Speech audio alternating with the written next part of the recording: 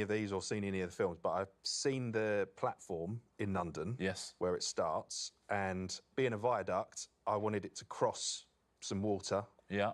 So I've just gone from London all the way up north, and I found a big gap where there was some water that needed crossing, and put my cross there. So it's up by sort of Carlisle somewhere, I think I've gone. Kind of Dumfriesy you are there. I thought it was there's the famous one in Settle, that's near Carlisle, which I thought it was.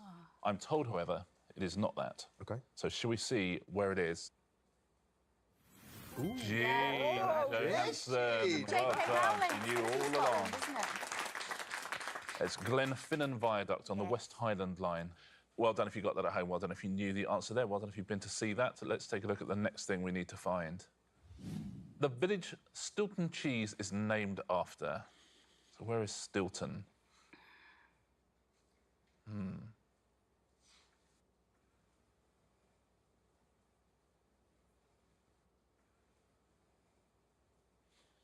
OK, everyone's in. What do you think at home on this one?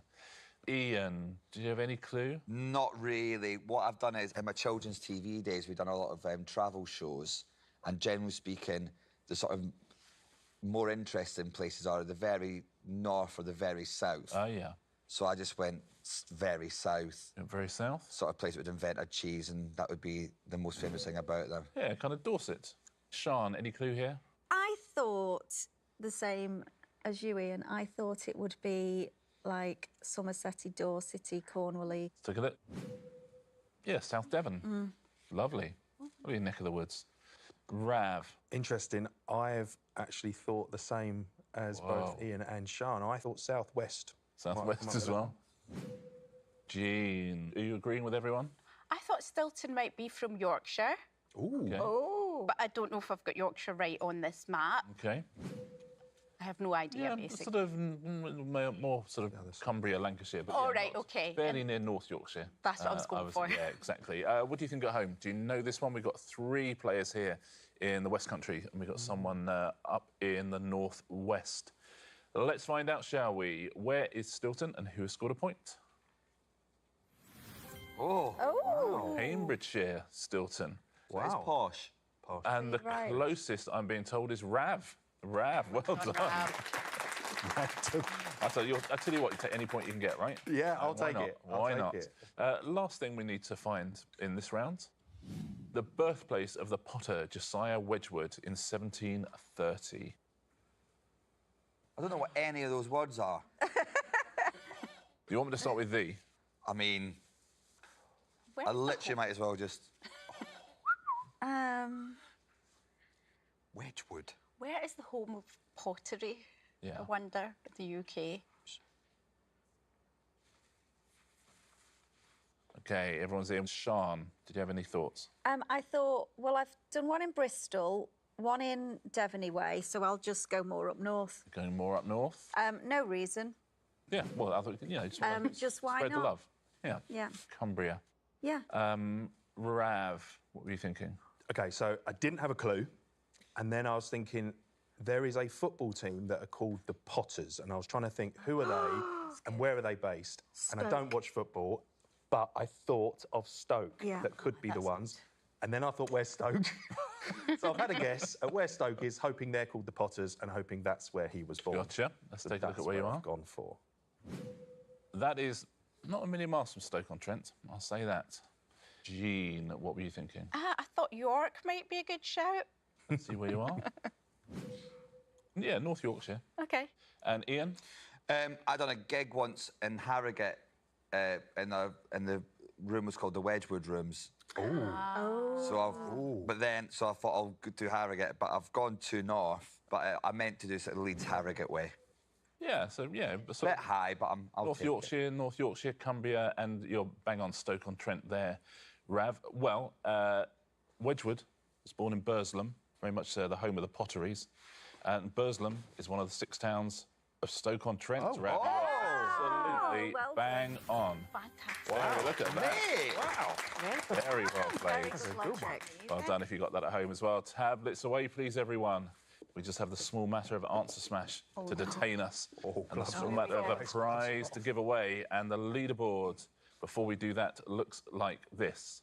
There are 3 points between the lot of you. Oh, wow. Rav with 4, Sean 5, Gene 6, Ian 7.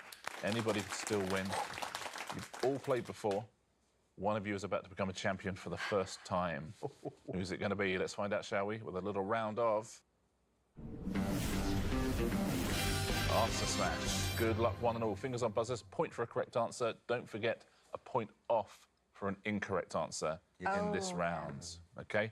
Good luck. Your first category is animal homes. Those will be the pictures.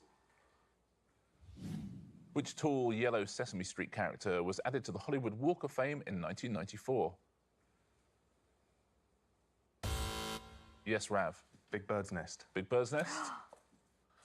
Well played, Rav. Absolutely.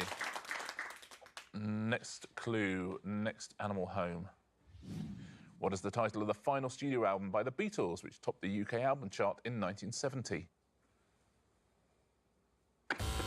Rav. Let It Beehive. Let It Beehive. Well played, Rav. Come back. Interesting now. Next clue, next picture. The 1988 film starring Bob Hoskins as a detective in Toontown is titled Who Framed What? Ian. Roger Rabbit Hutch. Roger Rabbit Hutch. Nice. Well played, Ian. Well done. Battle is joined here. Let's have a new category, shall we? Singers. Oh, no. Those will be the pictures.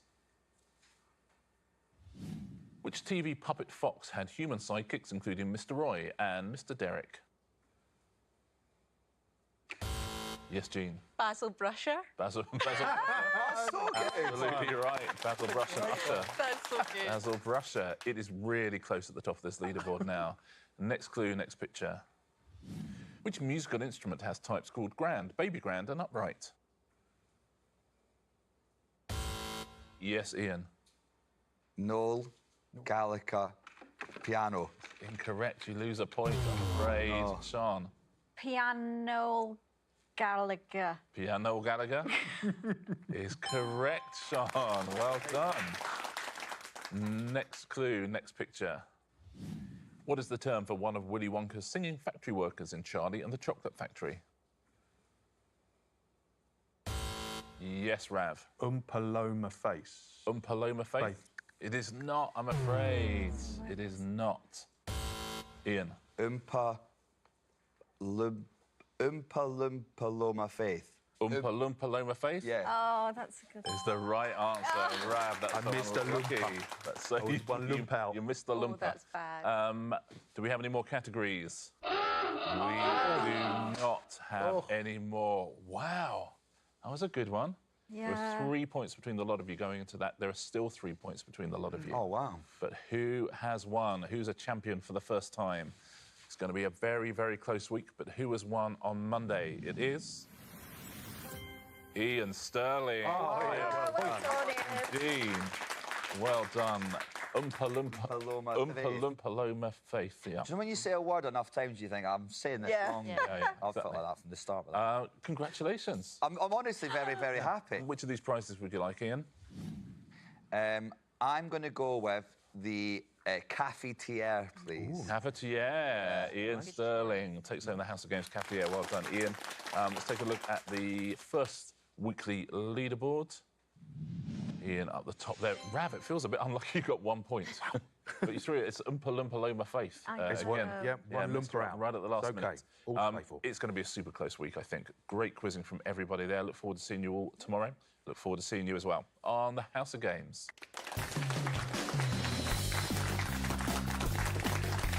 A man, his moustache, and the miraculous return from the 1970s. Comedy starring Sean Gibson. Mammoth on iPlayer now. And listen on sounds to Ian Sterling and Laura Whitmore. Extraordinary true crime stories in Murder They Wrote.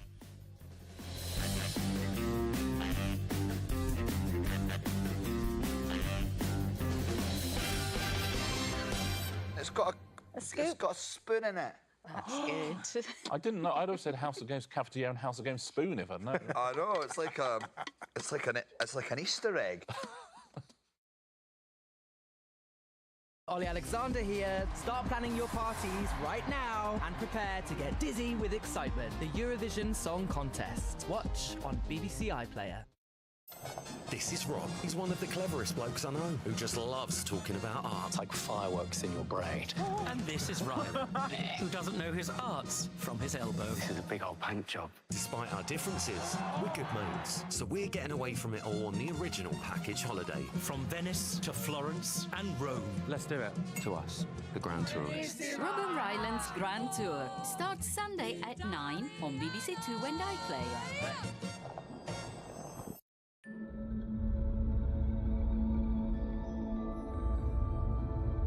One of our foodie favourites with a brand new series now on BBC Two.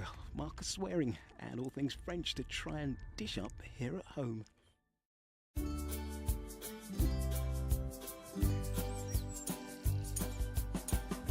There is one special place where I worked as a young chef. That has remained close to my heart. Didn't think I'd come to France and find the Barnsley chop. And one region in particular that is full of passionate producers and incredible ingredients. This is Provence. We are going to be discovering the secrets of the very best and simplest French cooking. That is a discovery. Nice and easy, simple dinner for one. I'll be sharing tips, tricks and techniques. We've got flavours of Provence. There's sunshine for you. And enjoying a bit of friendly rivalry along the way. That was close. I'm a little nervous. I knew I wouldn't be able to fool them. All in the name of bringing you a simple taste of Provence.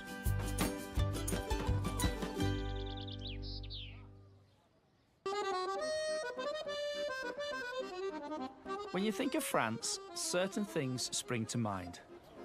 Baguettes, boule, fashion, frog's legs. But there's an everyday ingredient we all adore that's even more popular here than potatoes. And whether you consider it a fruit or a vegetable, there's no denying that in Provence, tomatoes are king.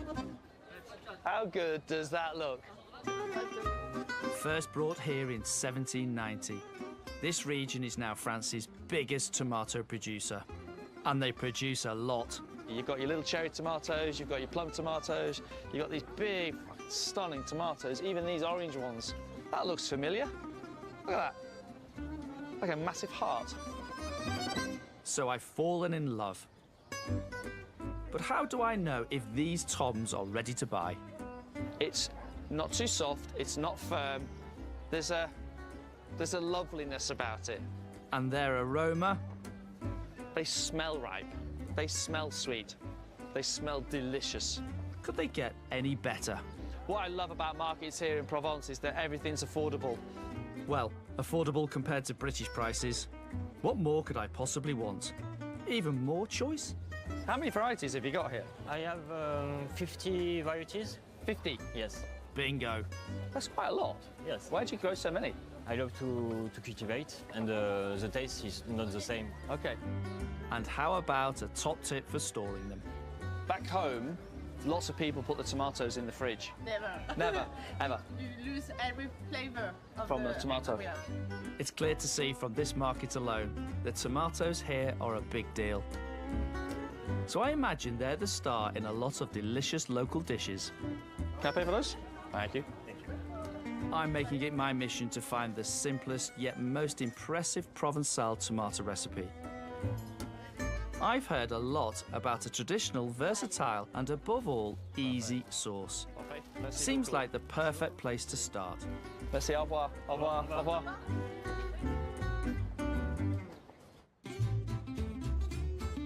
This is an amazing batch cook recipe.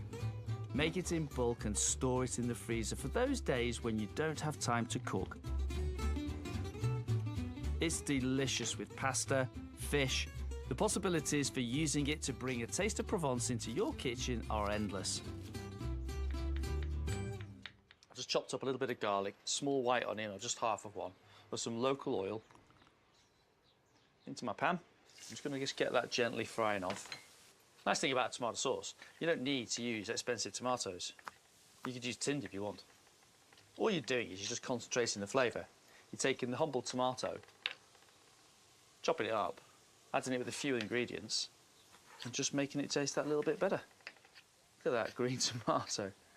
I was actually quite staggered by the variety of tomatoes on the stand. Incredible, actually.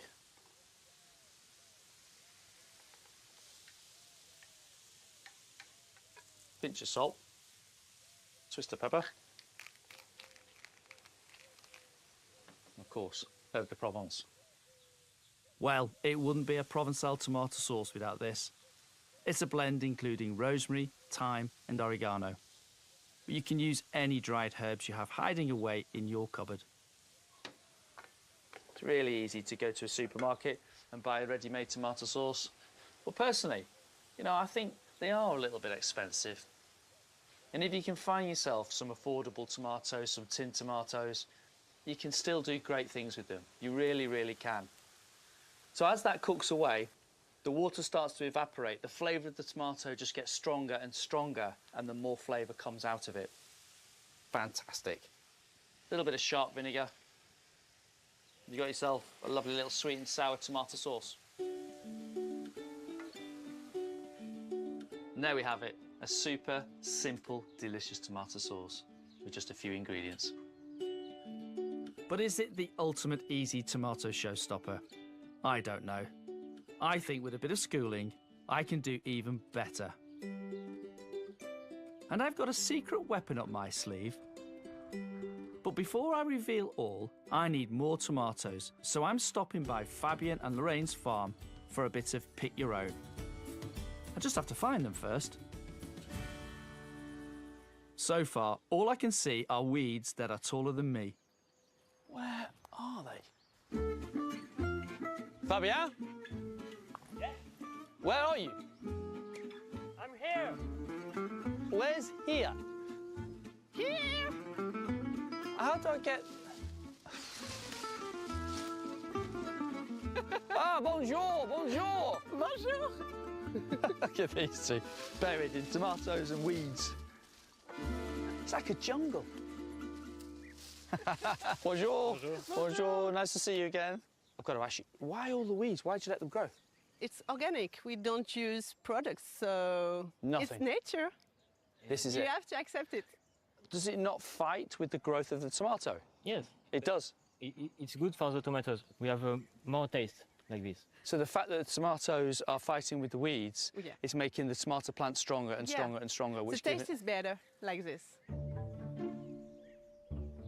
In my farming, in my growing, I love perfect lines. I love perfect walkways. This here, for me, this is hell. It's quite extraordinary. But give me that basket. You know, look at that.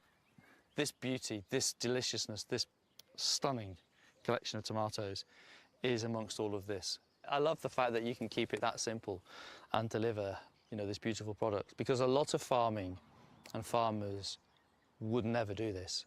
We know that there is less productivity because it's more difficult to let Yes. it grow. We know that, but we know that it's better for people, it's better for taste, it's better for us, and it's better for soil. There's a tomato in here that's, well, is it even a tomato? It's like a... It's a peach. It's got like a peach. fur. Yeah. Can I try? Ah, Yes. of course.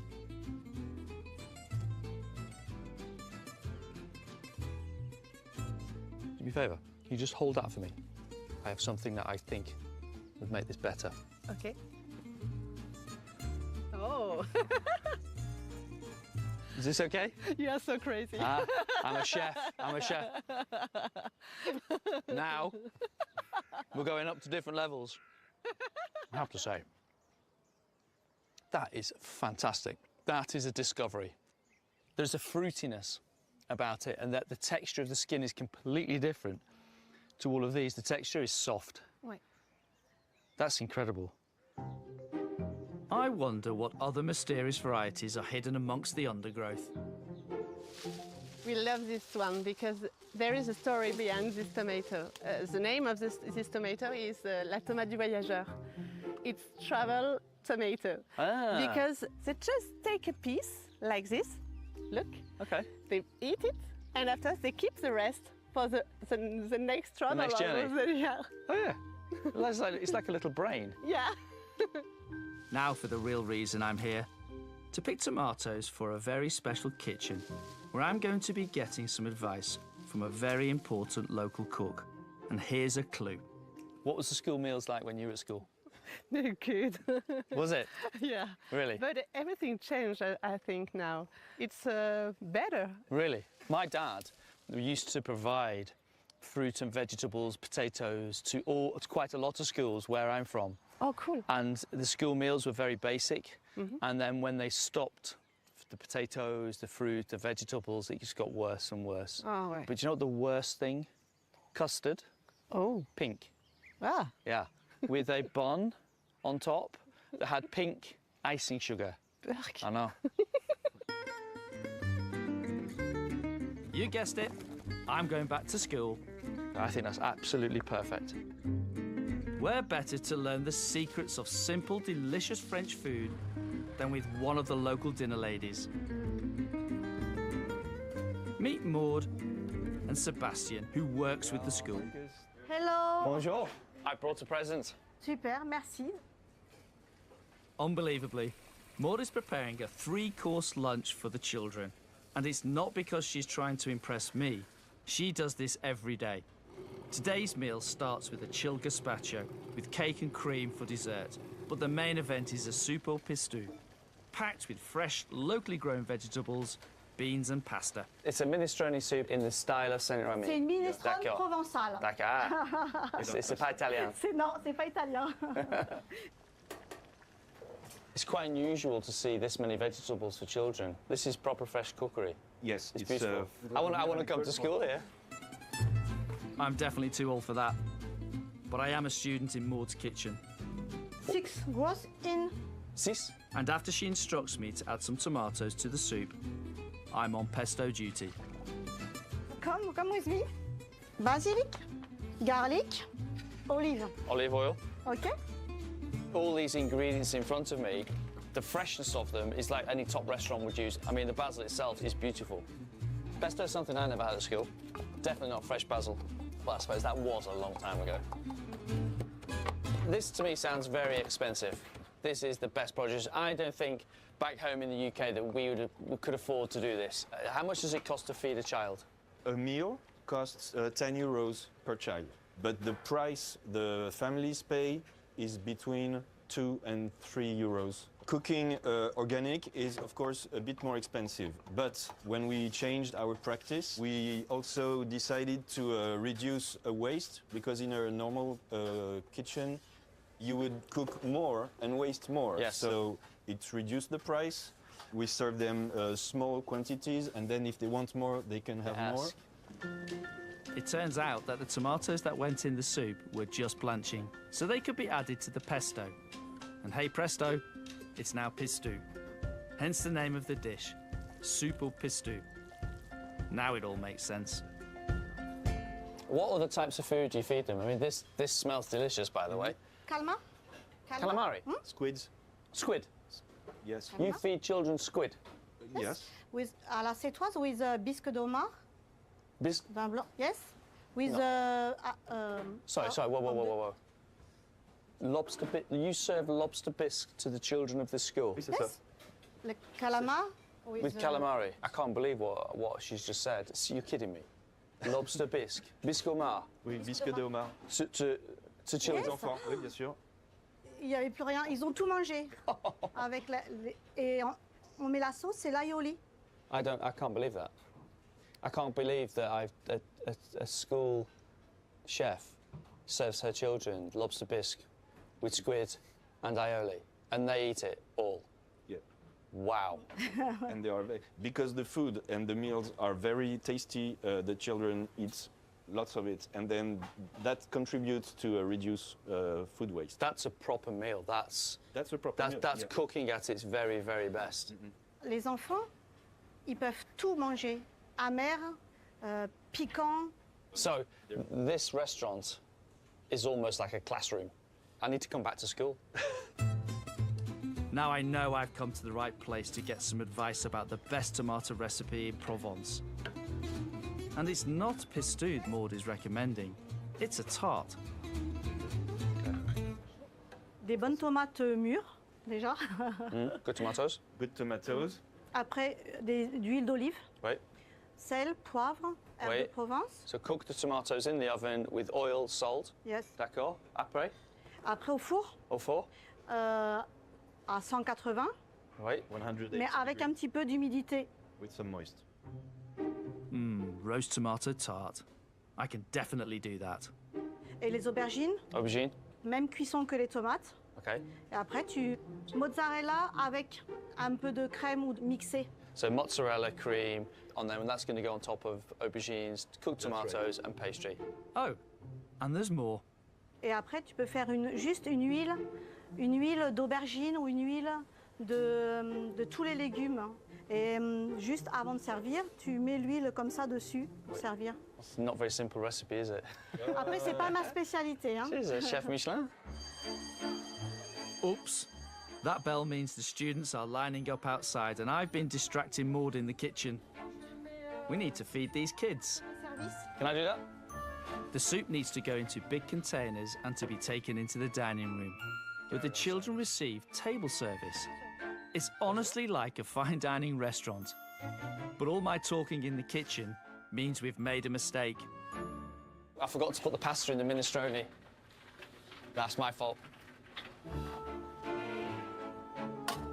So, mix it. Now it's finished. There we go. Crisis averted. And just in the nick of time, as the kids come piling into the dining room, Bonjour. ready for their lunch. Do you know what's really interesting, what I find quite extraordinary is these young kids right now are about to have a 3-course lunch. I grew up in the wrong country, I think. So well behaved, so quiet. Not one single person that has sat down has touched the bread on the table.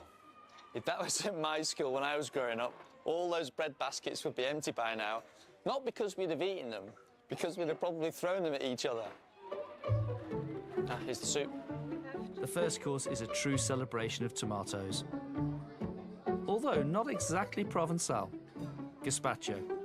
My wife loves this. I bet she wishes she was here now. But perfect to cool the kids off on this rather warm day. Mademoiselle? Voilà.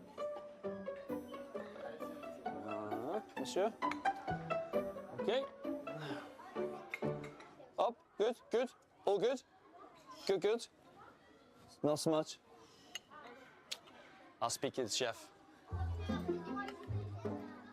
Main course is up. Seems like the pistol I made is going down well. It's quite incredible that all this fresh veg, they're all eating it. It's fantastic to see such young people eating local, great food and cooked with real love and attention. And look, they're all eating. Superb. I'm already doing seconds and I've not even finished the first round. These kids know what good food's all about. The boys over there have got their hands up, they want more. The soup, c'est bon? It's good? Third course is homemade lemon polenta cake with a mint-infused chantilly cream. Ooh, did you hear that noise? Of course it is. Wow. Great day at school. I never thought I'd say that. Just look at how happy these children are. I hope I can get this reaction from Maud later. I've decided she should be the judge of my recipe.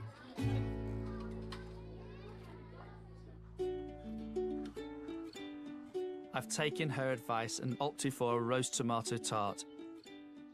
But my version is super simple, and if I may say so myself, absolutely beautiful. I'm excited to show you this one. So frozen pastry is absolutely fine, especially for a tart like this. This frozen pastry, defrost it. Good to just take it out overnight, put it into the fridge. First thing I'm going to do is make it look pretty. A little bit of egg wash around the outside. What we're going to do is we're going to create an edge.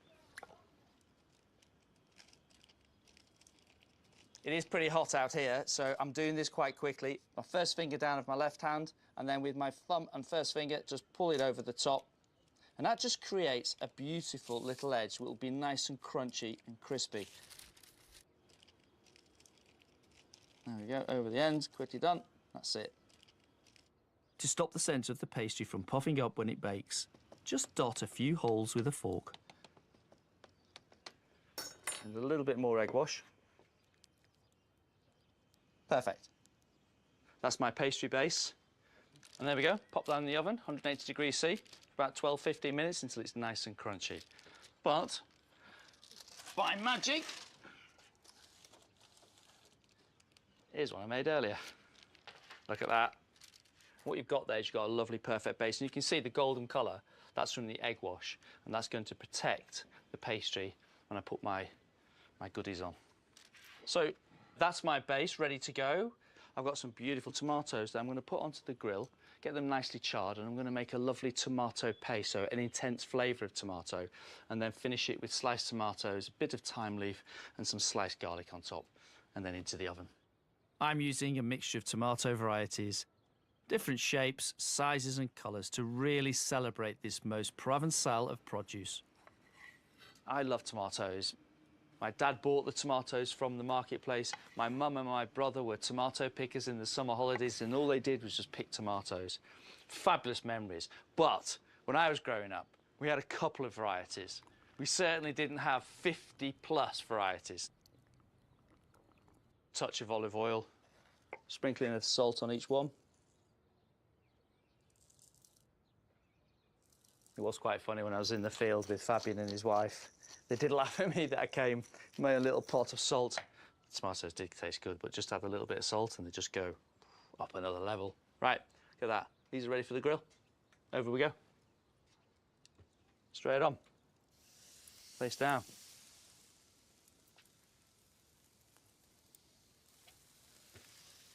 Look at those.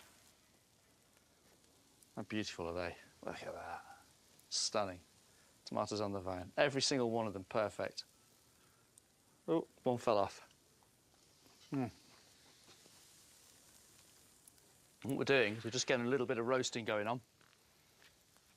One of my favourite parts about a fry-out back home when I was with my family was my dad always used to make tomatoes in a pan, chopped up tomatoes with just a little bit of salt and pepper, and he just used to fry them until they stewed. But I always remember they used to caramelise and just taste fantastic. And he always put white pepper. Never a pepper mill, he didn't have one of those. White pepper. And I always remember the warmth and the heat, and every now and again he would always, as a bit of a laugh, make us sniff the pepper pot, knowing full well that we'd spend the next 15 minutes sneezing our heads off, and they thought it was quite funny. If you don't fancy firing up the barbecue for this, you can do what Maud suggested and roast the tomatoes in the oven. Once they're done, they're added to a pan with olive oil and garlic and cooked down to reduce the amount of moisture. That's it. Just going to put a few thyme leaves in here.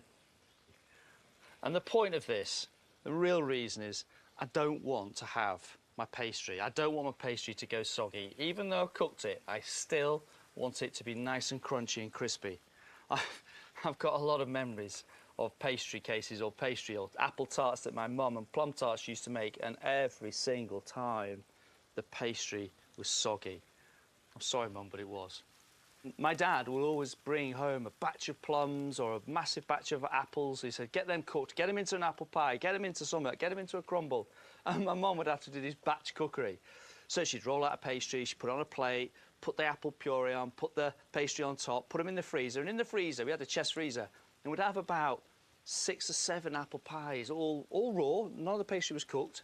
And then whenever we wanted an apple pie, she'd just take it out the day before, and you can imagine what's going to happen. All the apples are just going to go watery. Put it in the oven. It was cooked, looked like that, nice and colourful. Put it onto the table to cool down. Guaranteed every single time, 10 times out of 10. As you went in to take your slice of apple pie, the pastry base was always soggy. In fact, it was raw. We just had to eat around it. And it always used to make us laugh because we could never solve the problem until I went to catering school. And then we solved the problem. The secret is to cook the pastry before adding the filling. Right, the tomatoes are looking good. In fact, if I take away the olive oil and take away the garlic, that's a little bit like what my old man used to make for our fry-up. Right. I started with 3 large ones and all those cherry tomatoes. And that's what it comes down to. And that's by removing all of the water. It's sweet, it's delicious, it's concentrated. We've got a little bit of garlic in there, and we've got some thyme, salt and pepper. Just smells delicious. If I'm going to impress Maud, I need to make this look as good as it's going to taste. So I'm slicing some more tomatoes to put on top. And I have a little secret ingredient. So, put a little bit of tapenade on the base. This adds an unexpected salty, briny hit of flavour. Now for my tomato paste. Get a generous amount on there and spread it out nice and evenly. Then arrange the sliced tomatoes on top. Just make it look pretty. That one under there. Now all it needs is some sliced garlic, thyme leaves, a drizzle of olive oil and seasoning. Exactly the same ingredients that went into the tomato paste. It really is so simple. There we have it, 180 degrees for about 12 minutes. Serve it with a fresh salad, little vinaigrette. Absolutely delicious.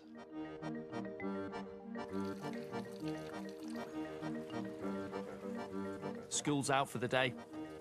I'm hoping Maud and Sebastian will be pleased with my work and confirm that this is the ultimate, simple, show-stopping tomato recipe in Provence. Thanks for inviting us. Oh, pleasure. Nice to see you, Maud. Nice to see you. Tarte Provence. Très belle. Merci. Very nice. Magnifique. Smells very good. Ouais. It really is a thing of beauty. I'm rather proud of it. Perfect served alongside a simple green salad. She's giving it a close examination. Don't worry, Maud, you won't find a soggy bottom under there. Liar. I think she likes it. C'est très très bon. It's perfect. Result? Do you think the children at school would eat something like this? Oui. Of course. The children are connoisseurs. So, I suppose if we're going to put tomato tart on the menu, what time do we need to get started? Shall I come and help? Tomorrow it's Wednesday. Yeah, oui. Not school. Oh, no. Okay. Are we? Really? Day off? Lucky kids. Having a day off, I mean. Not because they won't get my tart for lunch. I hope Maud doesn't mind that I didn't follow all her advice. And we're at school. Maud said she was going to put some mozzarella. Well, she told me to. I didn't put it on. I think Maud was thinking of pizza. The mozzarella would work, but I like this. It's clean, it's fresh. C'est ça. Perfect. There's no confusion. And when you finish this, après, the fromage. Avec le vin rouge. Le vin, ah oui. There, see? Okay. Well, chefs, we talk alike. Le vin. It's been wonderful to learn so much from Maud. Not only is she a fantastic chef, she's an example of why the simplicity of Provençal cooking is so special. To get her seal of approval on my tomato tart was the icing on the cake. Or should that be the cherry tomato on top? Maud and Sebastian love the tomato tart. I think that was a success. Even if I can't quite take all the credit. You can't really fail when you've got tomatoes as good as that.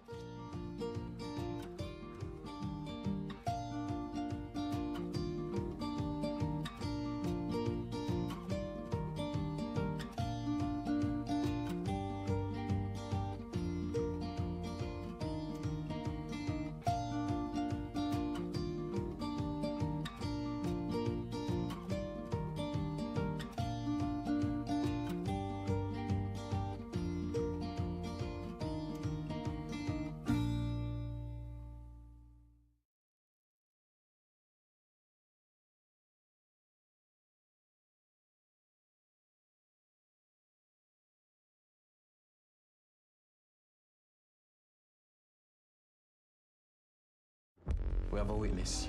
A stowaway on your ship with a man who just disappear. The further we are away from home, the more they kind of touch us. None of this feels right to me. With so much at stake. You've made us weak! We are supposed to have each other's back. Where do their loyalties lie? Wade is my witness. Can't tell you that. Granite Harbour. Press red for all episodes on BBC iPlayer. Give me the loving! We are going to rock through time. Come on! Catching monsters getting into scrapes. No jaw. No boss. Just fun. Brand new Doctor Who starts Saturday at 6:20 on BBC One and iPlayer.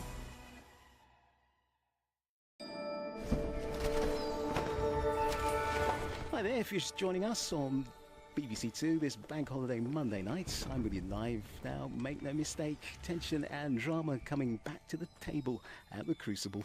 It's the final of the Snooker World Championship.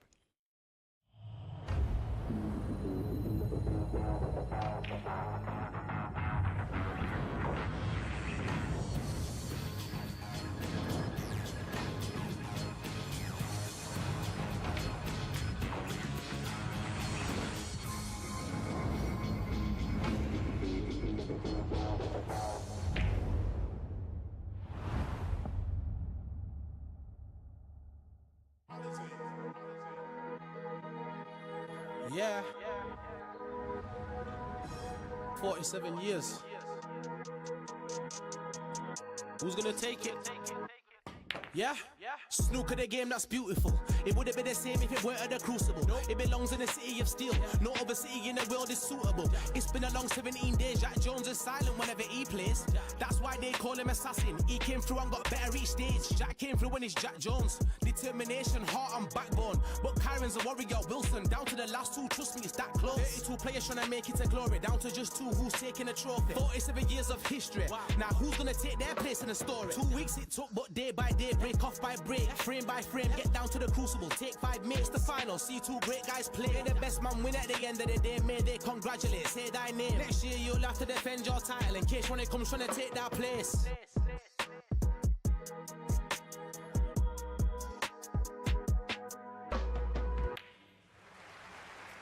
Good evening. 17 days ago, we came to Sheffield preparing to rip up the record books. All of the talk was about Ronnie, an 8th world title and a possible season slam. But you know, things don't seem to follow the script in this little Crucible theatre, and instead, we're writing a brand new chapter in the long history of the Kazoo World Championship. And in bold font are the names of our finalists, Welshman Jack Jones and England's Kyren Wilson. After an absorbing session last night, Kyren Wilson led 11-6 heading into this afternoon's action. Jack needed a fast start, and he got one, taking the first 2 frames to cut the deficit to 3.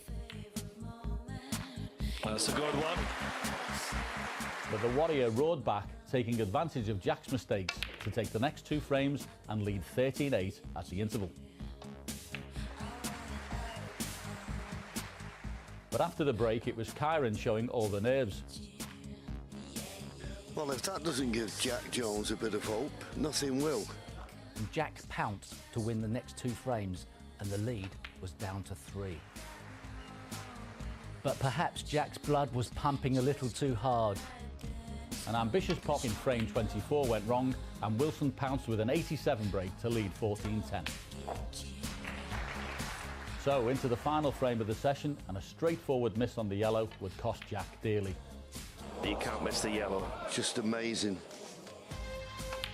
Kyren took the frame and a 15-10 lead going into tonight's session, 3 frames away from World Championship glory.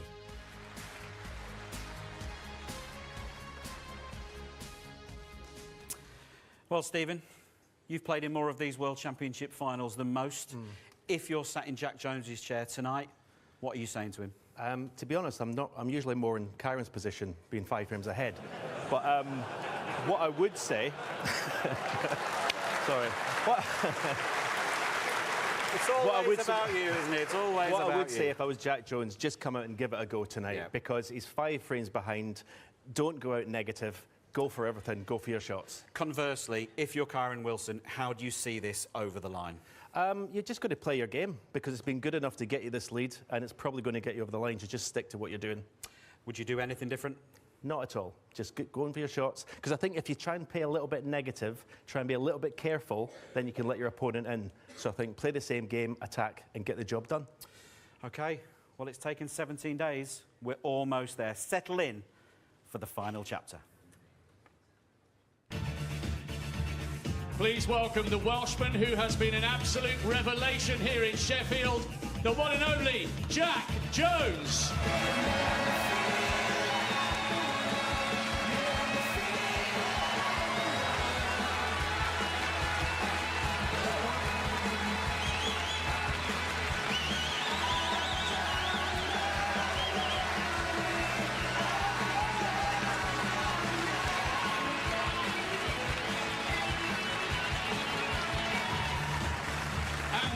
The five-time ranking event winner in blistering form for the whole fortnight, the one and only Kyren Wilson.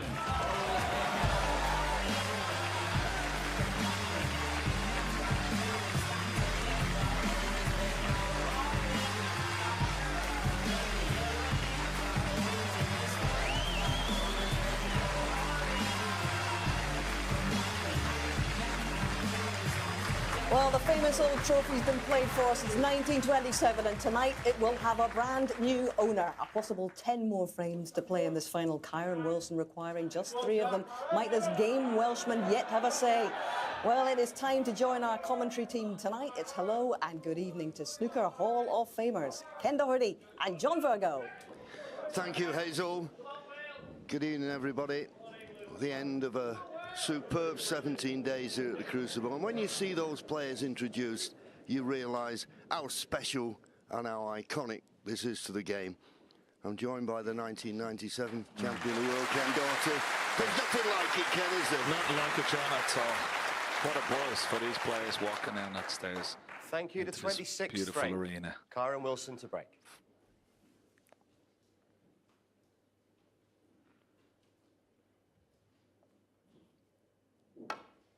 Kyren Wilson in prime position, but we'll be too aware.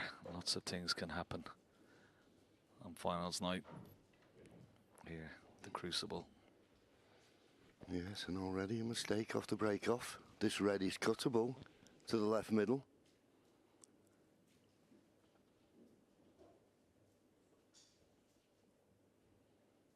Just getting up, first shot. You just want to get that shirt sort of comfortable.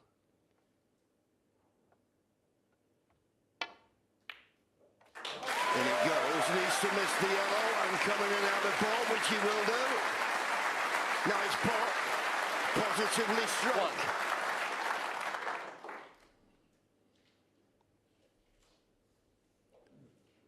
And of course, let's not forget, and we've been saying all week about Jack Jones, real hotbed of snooker is Wales. And you just know he won't be giving up without a fight. That cue ball needs to slow up, though. And it has. 4. How well did he strike that, John? Oh, has he gone too far? He's having to play it with the tracer left-hand side, just a fraction too far.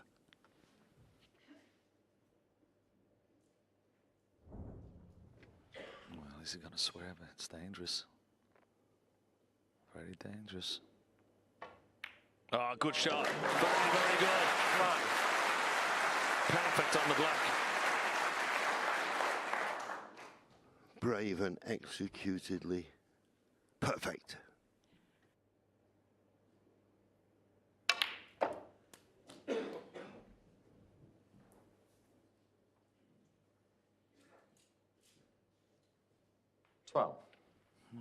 Again, slightly wrong.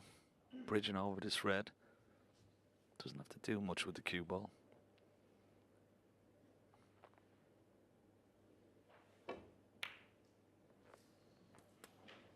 What sort of an angle has he got on this black?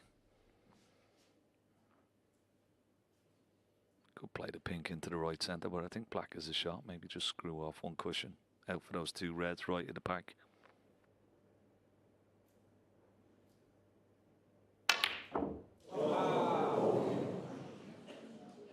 Jack Jones 13. Every snooker player's worst nightmare. Missing the black off the spot. Because you're going to leave your opponent at this end of the table where reds are. Well, it looks like he may have got away with it. Obviously, Kyren can't get past the pink. There you see it. So when you're in these positions, you need a bit of luck. You also need a bit of help from your opponent.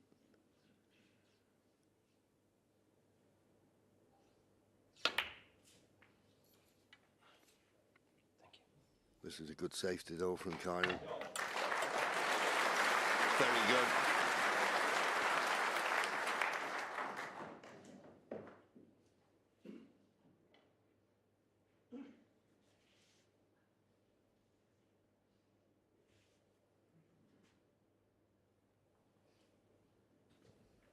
Well, he's just checked to see if the one cushion escapes there, just to nestle into that cluster just below the pink.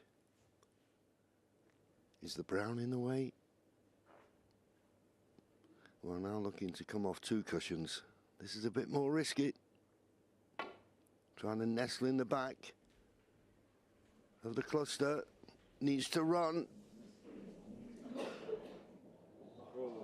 Foul and a miss. Kyren Wilson 4. Well, it might be worse if Kyren Wilson is on this red into the right centre. Tricky angle. It's potable though.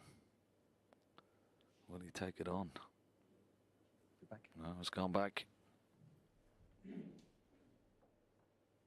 What makes this shot more difficult? The natural angle isn't there. As you can see, he was having to lift the butt of the cue to swerve to get the angle. He was only a fraction out. Needs a bit more swerve. The side he puts on for the swerve, that will give the cue ball the pace to get into the reds. Okay, thanks. Bit more swerve needed.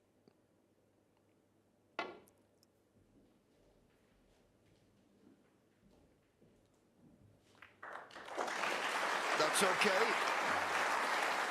It's safe.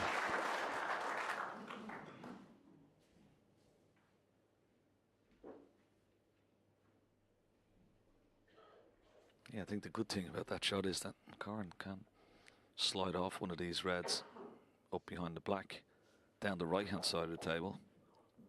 That pathway is blocked. How does he get this cue ball back to Borg?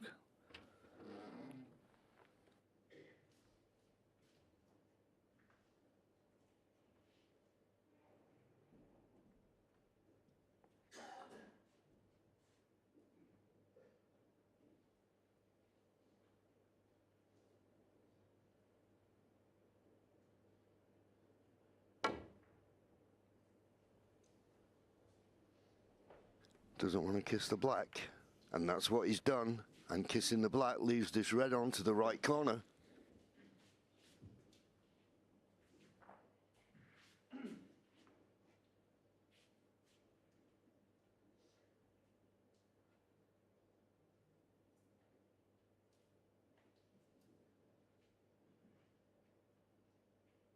We've had a few flying objects today. The weather's been nice in Sheffield. The sun's come out. Anyway, big shot this. And a good one. Now needs to run past the blue. He hasn't. One. But he's knocked it on to the far right corner pocket. He'll settle for that. Yeah, good pot, wasn't it? Make him feel good. Good positive shot.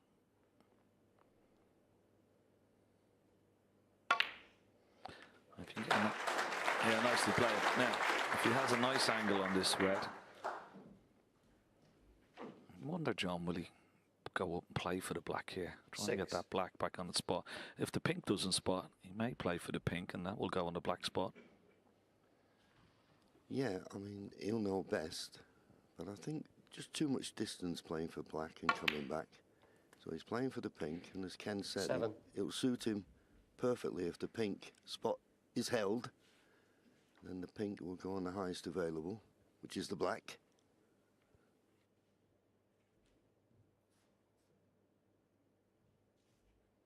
There's, I can see 3 reds that are nicely available. Oh, what's he done there?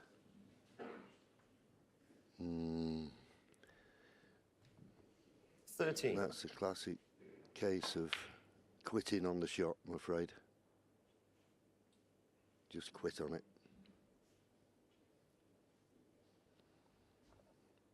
What a chance. It's gone now.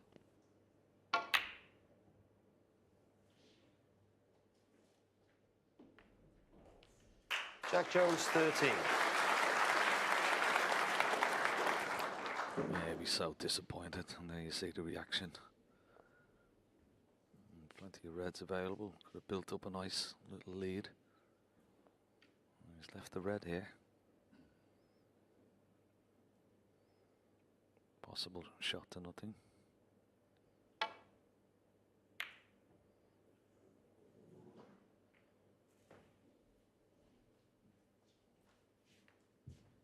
Nervy start from both players. Understandable.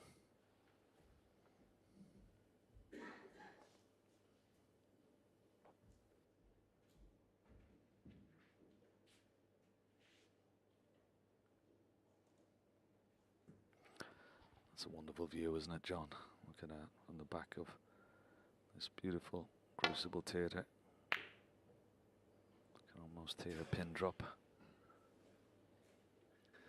Just got that a little bit too thin, but the Browns made it a better safety shot than it looked like being. Cut off quite a few reds in the middle of the table, but Kyren down quickly, so he thinks this is a good chance to try and get up and behind that black. And it's a good line. It's a very good line. Just too full. A chance now of this red to the right corner, similar to the one he potted last time.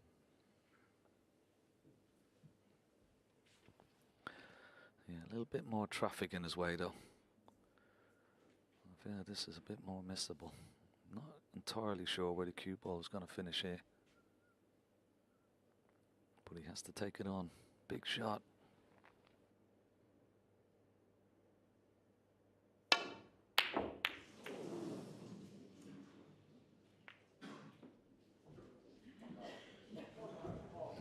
Was a big shot.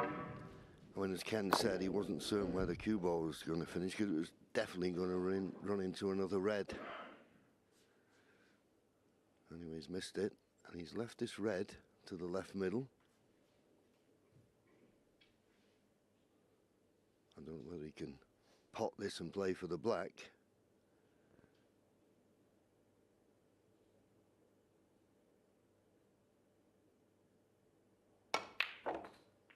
He's played for the black, but he needed to go across the black. It's not the best positional shot, that.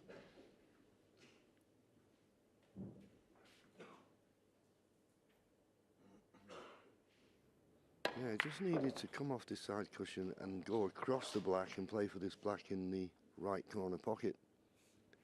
Didn't get into the cue ball enough. So that mistake from Jack Jones is only going to cost him 1 point, it seems. Yeah, and he's not entertaining taking on the green into the left centre. Sort of gives a little indication that he's, like I said, he's still a little bit nervous.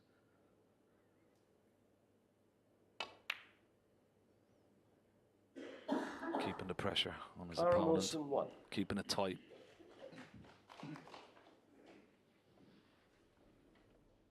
Yeah, and playing the black as he did, bringing the black into play. Once again, this is a... Got to catch this right and be careful of the left middle pocket with these type of shots. Got to avoid the bump, which he's done. Caught it a bit too thin. Is the yellow going to come to his rescue? Is he going to creep up to the yellow? What a shot. A little wry smile from Kyren Wilson. There was a bit of good fortune there, but maybe now, if he had the chance, John, you think he might have taken on the green? Look at the position he's in now. Yeah, you could never let your guard down for a second. I mean, the reason he had a wry smile, when Jack played the shot, he's tried to leave that cue ball tight to the baulk cushion. He's hit it too thin, and that's why that extra pace. But as I say, the yellow came to his rescue, and the way the reds are spread, it looks nigh on impossible to get this safe. And already 21 points behind. This might be a hit and hoper here. How does he get this safe? This is a hit and hoper.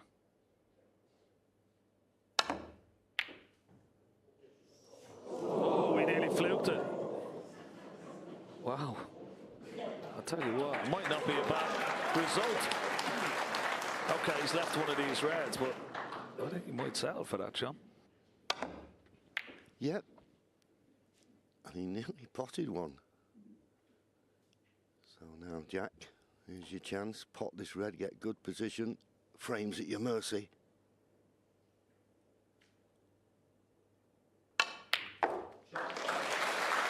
He's overscrewed that touch. One. Tight against the cushion isn't great. And this black is very thin. And just from our commentary position, you've got to be very careful you don't go in off in the left middle. And the black is no certainty. Good pot. Where's the cue ball going? Oh!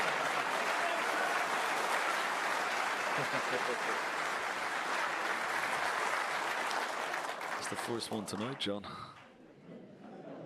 8. Well, as I say, it's always on that. And he couldn't widen the angle because he was so close to the cushion. Anyway, he took a chance and it worked out in his favour. You'd think the red to the left of the black is the one he'd like to play. Maybe he's too straight on it or something. It'd certainly be my choice, this. But I think the problem is the black does not go in the opposite corner. So he's going to have to force it round for the blue.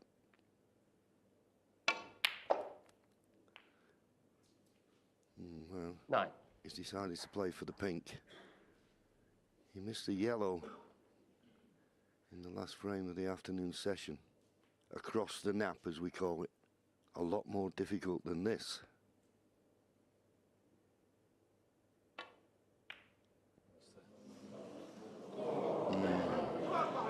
They're such tricky shots. Jones, they 9. are. Across the nap, you put a tracer side on. If you don't get through it, the cue ball just drifts off target. How costly could that be?